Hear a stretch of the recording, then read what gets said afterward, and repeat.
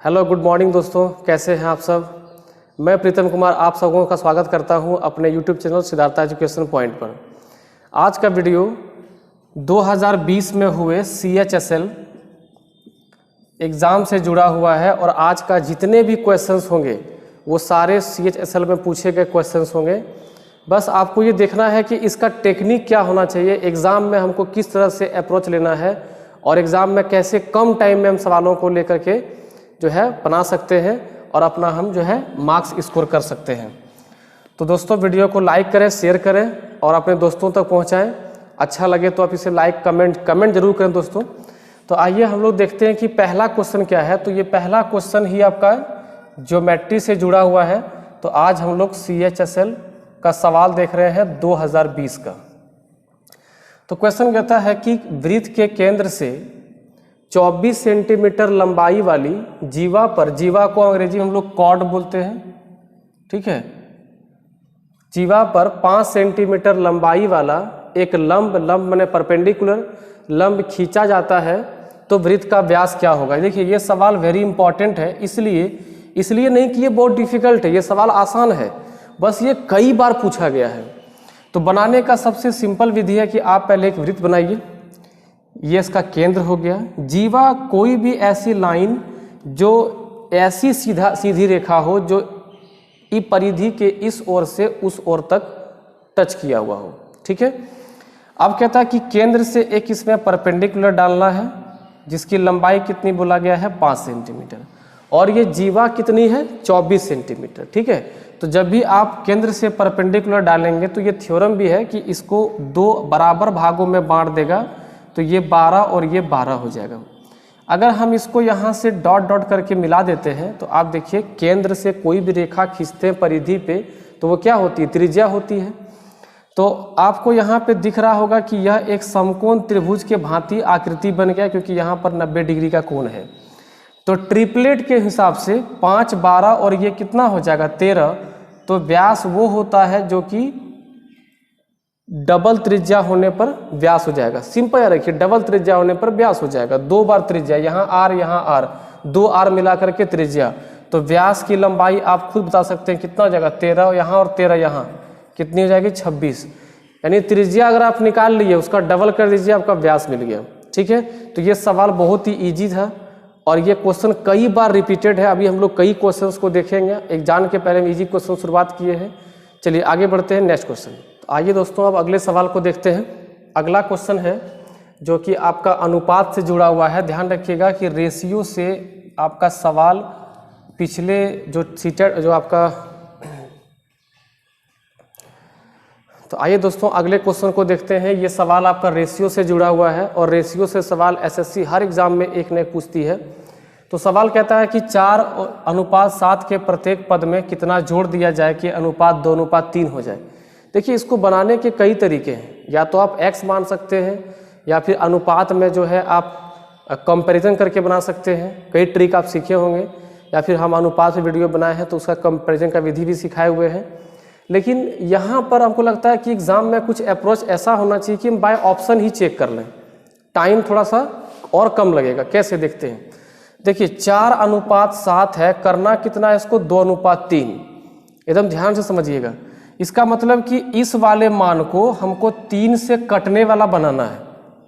क्या करते हुए, जोड़ते हुए, इन सब मानों में से किसी एक को जोड़ते हुए। तो आप सीधा सा बात देखिए कि अगर हम 7 में 3 जोड़ेंगे तो 10 हो जाएगा। 3 से कभी कटेगा, कभी नहीं कटेगा। 1 से अगर जोड़ेंगे तो 7 1 8, वो भी 3 से नहीं कटने वाला। 4 से जोड़ेंगे 7 4 11, वो भी 3 से नहीं कटने वाला। 7 और 2 9, तो ये 3 से कटने वाला है। 7 में 2 जोड़ने से कितना कटेगा, 3 से कटेगा। तो आपका आंसर क्या हो जाएगा, D नंबर। ये अप्रोच आपका होना चाहिए एग्जाम के लिए, ठीक है। अब आप चेक भी कर लीजिए, 4 2 6 और 7 2 9, 2 जोड़ने पर काटने पर 3 से देखिए 2:3। तो आप देखिए ये बिल्कुल बराबर हो गया। तो आप एग्जाम में ये अप्रोच लगाइए ताकि टाइम आपका कम लगे, ठीक है। हमने क्या किया, इसको 3 से कटने वाला बनाने का प्रयास किया, ठीक है। आप अप्रोच समझिए क्योंकि प्रोसेस से एग्जाम में काम नहीं होने वाला है कि आप बहुत सारा प्रोसेस सभी एग्जाम में सभी क्वेश्चंस में लगा रहे हैं, ठीक है। अगले तो आइए दोस्तों अगले सवाल को देखते हैं। अगला क्वेश्चन आपका SI से जुड़ा हुआ है। एक धनराशि पर 8 वर्षों और 10 वर्षों का साधारण ब्याज का अंतर 200 रुपया है तो मूलधन क्या होगा यदि ब्याज की दर कितनी है 10% वार्षिक हो। वार्षिक मतलब एनुअल है। तो ऐसे सवाल बनाने का बहुत ही सिंपल तरीका है। आप पहले इसका एक बेसिक सा कॉन्सेप्ट याद रखिएगा कि मान लीजिए कहीं पर दिया हुआ है कि भाई 10% रेट है एसआई का, तो 5 वर्ष का ब्याज कितना होगा। अगर सिंपल खाली इतना पूछ दे आपसे कि 10% ब्याज का दर है, 5 साल का ब्याज कितना हो जाएगा, तो आप बोलेंगे भाई 1 साल का 10 तो 5 साल का 50%। अगर कोई कहता है कि 5% वार्षिक ब्याज की दर है तो 3 साल में कितना ब्याज होगा, तो 5 या 15%। बस यही कॉन्सेप्ट यहाँ पे काम करना है कि यहाँ पे 2 वर्ष के लिया गया है, 8 एक 10, 1 साल में 10% तो 8 साल में 80% और 10 साल में 100%। आप देखिए कि आपको दोनों का ब्याज के भागों में अंतर दिख रहा है, इसलिए पैसा में भी अंतर आपको दिया गया है। तो ये कितना अंतर है, अंतर है 20% और 20% का मान हमको दिया है 200। यहाँ से काट दिए 2 से 10 तो 1% का मान हो गया 10। अगर 1% का मान है 10 तो हमको निकालना क्या है, मूलधन। तो मूलधन होता है 100%, तो भाई 100% के लिए डबल जीरो चिपका दिए, यहाँ पे हो गया 1000, यानी 1% का मान 10 तो 100% का मान 10 गुने 100। इतना गुना एग्जाम में नहीं करना है आपको, बस खाली आप मान चलिए 1 का 10 तो 100 का 1000, काम खत्म है। इतना इस तरह से आप काम करके निकलें, ठीक है। तो आइए दोस्तों अगले क्वेश्चन को देखते हैं। अगला क्वेश्चन है आपका एवरेज से, जो कि हर एक एग्जाम में एवरेज से क्वेश्चन रहेगा।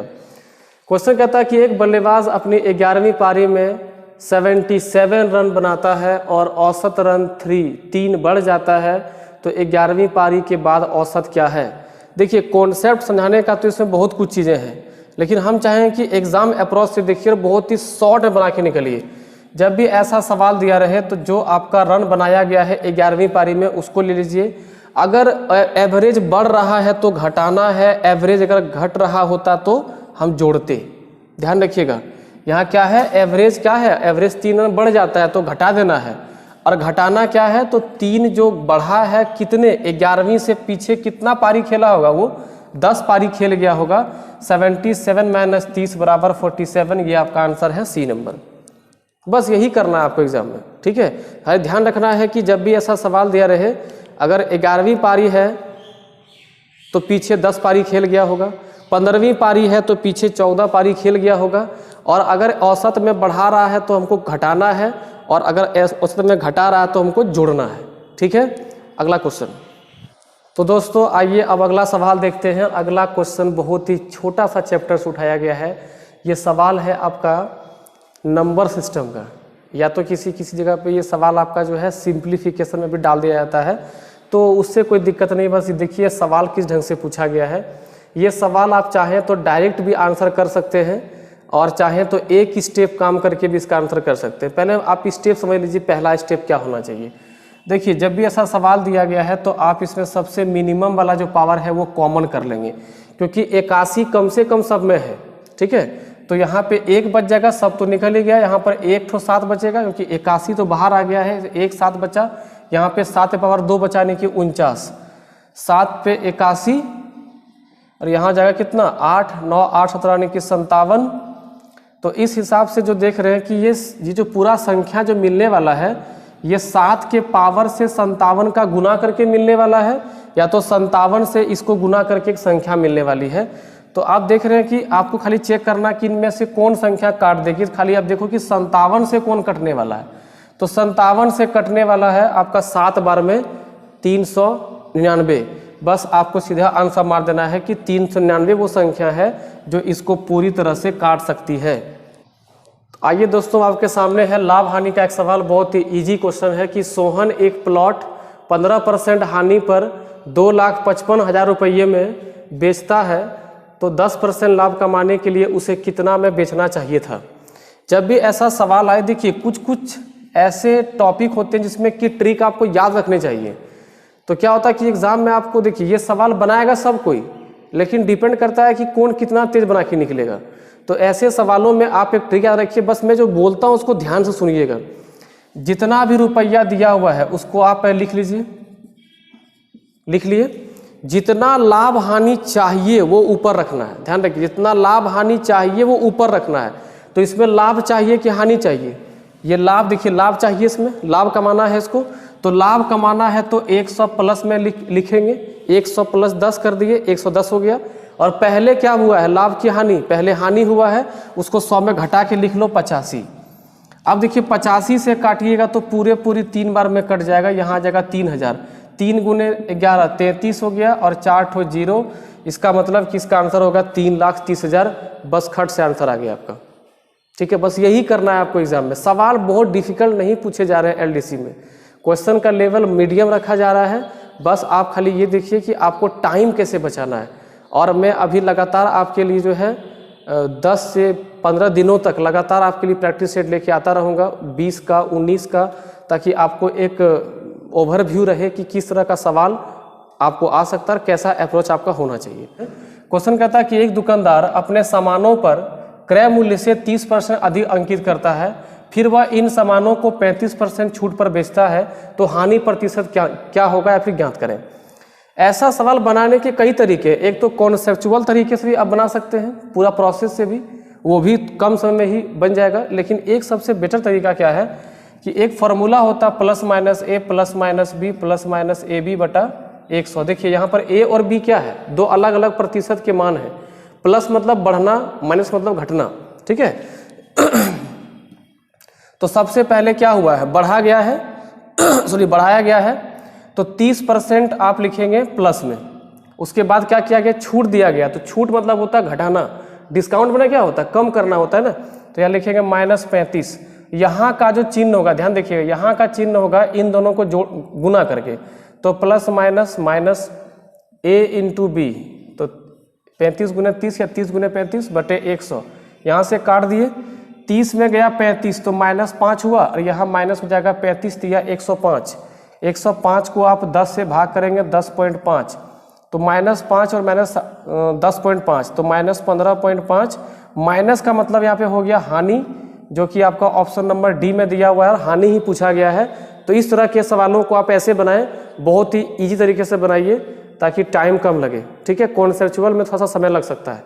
ठीक है, आइए अगला क्वेश्चन देखते हैं। दोस्तों अगला सवाल आपके सामने समय और काम चैप्टर से है। तो चैप्टर आपका ये बहुत ही इम्पॉर्टेंट है और हर एक एग्ज़ाम में इससे 1 से 2 क्वेश्चन रहता ही रहता है।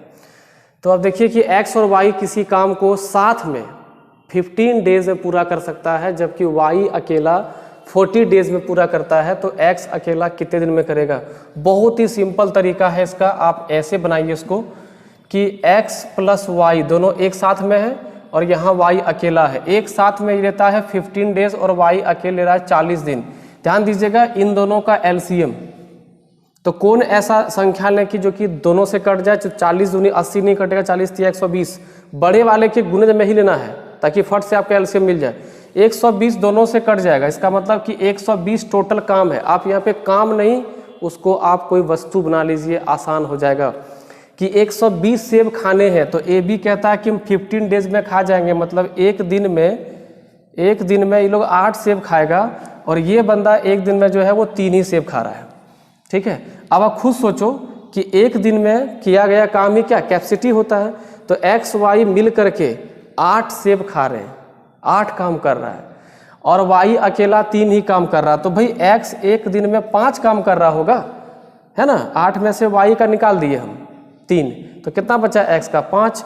तो अब अगर हमको एक्स का टाइम निकालना है तो बस सिंपल है कि 120 को हम 5 से भाग करेंगे, हमारा आंसर सामने आ जाएगा 24 दिन। 24 दिन हो गया हमारा आंसर कंप्लीट। ठीक है दोस्तों, बहुत ही इजी, कहीं कोई दिक्कत नहीं है, सिंपल ढंग से बनाइए, कोई दिक्कत नहीं है। ठीक है,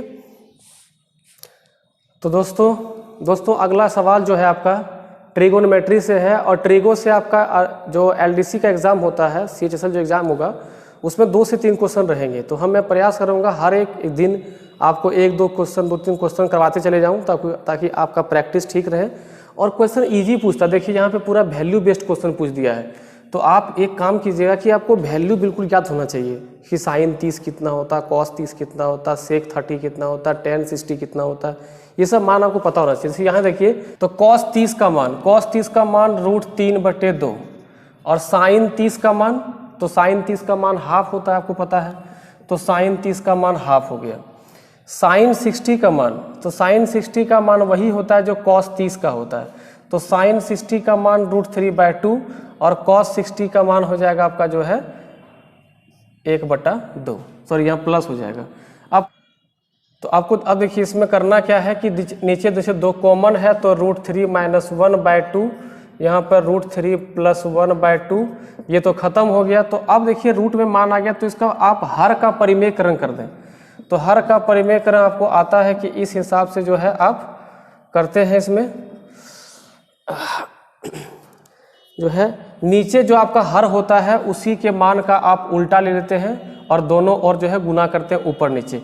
तो यहाँ देखिए दोनों स्क्वायर फॉर्म में आ जाएगा, तो ये मान आपका आ जाएगा √3 का स्क्वायर - a का स्क्वायर और नीचे हो जाएगा आपका, सॉरी ये तो आपका हो जाएगा, सॉरी मिस्टेक हो गया, √3 - 1 का होल स्क्वायर हो जाएगा, दोनों सेम गुना है। और यहाँ हो जाएगा आपका a + b, a - b into में है, तो √3 का स्क्वायर - 1 का स्क्वायर, तो इसको आप तोड़ेंगे कितना होगा, a स्क्वायर यानी कि 3 - b स्क्वायर, सॉरी माइनस नहीं प्लस होगा, b स्क्वायर 1 और -2 इंटू ab, तो 2 इंटू a इंटू b, और नीचे कितना हो जाएगा, ये 3 - 1 क्योंकि रूट का मान है 3 - 1 2 हो जाएगा, तो यहाँ हो जाएगा आपका 4 - 2 √3 बटे यहाँ पर 2 हो जाएगा।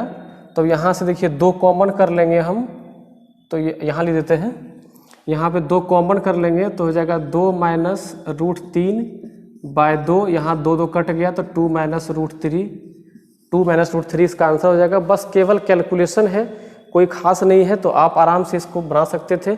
बस आपको खाली वैल्यू पता होना चाहिए ताकि आप आराम से वैल्यू को पुट कर सकें, ठीक है।